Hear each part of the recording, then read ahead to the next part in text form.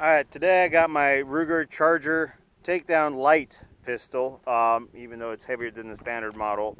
And I'm going to describe the 5 things that I did to make it reliable, because prior to this, it would jam 2-3 times per 15 round BX magazine and once or twice per each BX 25 magazine.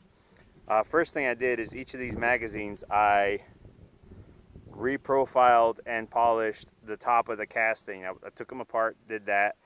Some of the older ones, they would need the cut down case mod on the follower, look that up. But I didn't add any JB Weld, anything like that. I just reprofiled the top casting. That was the main issue with both the 15 round and the 25 round. I have these loaded up with 40 grain Federal. In here is 36 grain Federal. Now, the other thing I did is I reprofiled the back of the bolt, giving more leverage for the hammer to cock quicker. And then I also reprofiled and polished the hammer. The fourth thing I did is I polished the guide rod. It's simple. You just pull the spring down, do 400, 1000, 2000, and 3000 grit sandpaper, flip it over, pull the spring down, do it again. There might be a little bit of a rough spot in the middle. But basically, you're doing all of this stuff that would normally happen after thousands of rounds of break-in. And then the fourth thing that I did was, or the fifth thing that I did was the barrel engagement surfaces were, this is locked up nice and tight. It holds 0 now, and it feeds without chipping the front of my soft ammo. Like you can see here, I'm using the regular 40 grain soft ammo. I don't have to use the 36 grain hard stuff. Is the engagement lug, I had to shave a couple thousandths off of it, pushing the barrel forward just a tiny bit, and then I had to polish. I didn't cut a feed ramp because I don't want the cases blowing out, but I had to polish that front lower edge of that barrel. So now everything feeds smoothly, cycles without issues so far. I'm going to run 3 magazines through it, and then we're going to see how it all worked out.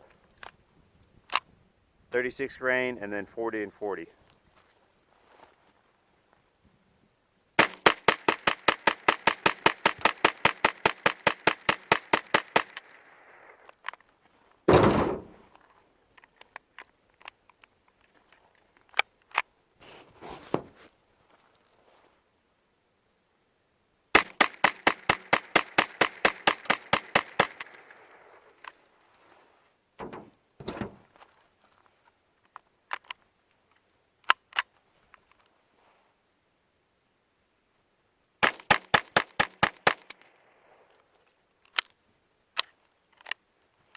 That one is a failure to fire.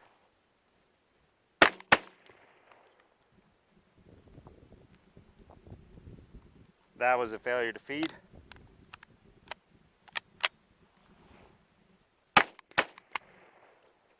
Alright. This is a brand new magazine. I haven't worked it over quite yet, as much as I did the other two. And so those are the issues I was having with those other 2 magazines.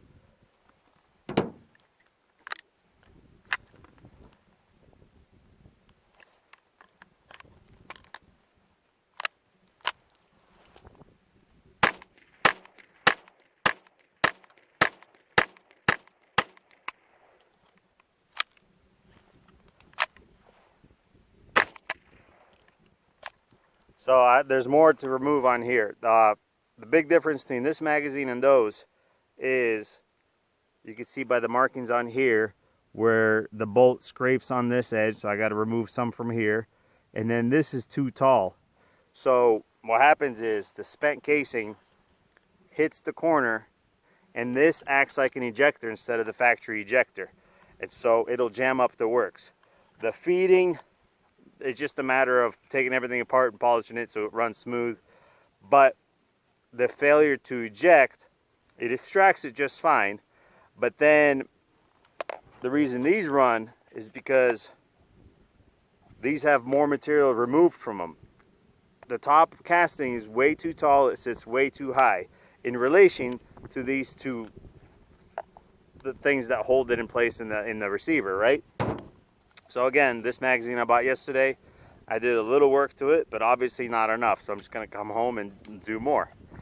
But these two right here that are reliable, they were just as unreliable as this one, and a lot of guys ran into issues with this. And this is a brand new, well, it was brand new until I took it apart.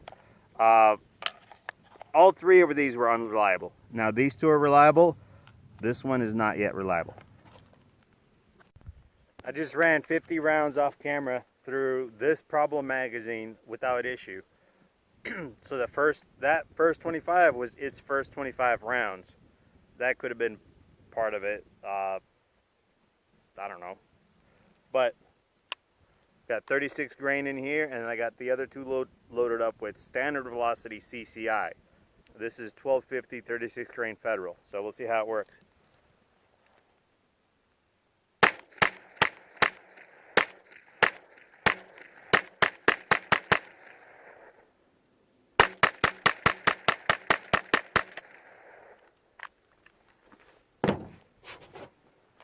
Standard velocity.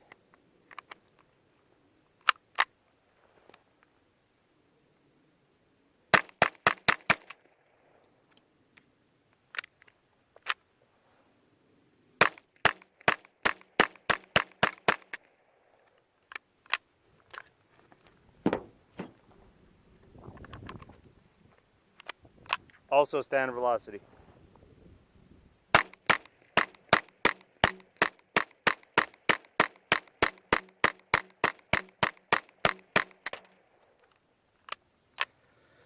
Very low energy rounds, so I'm not surprised I had one failure to eject fully. So this problem magazine now had 75 rounds trouble-free through it of high velocity ammo.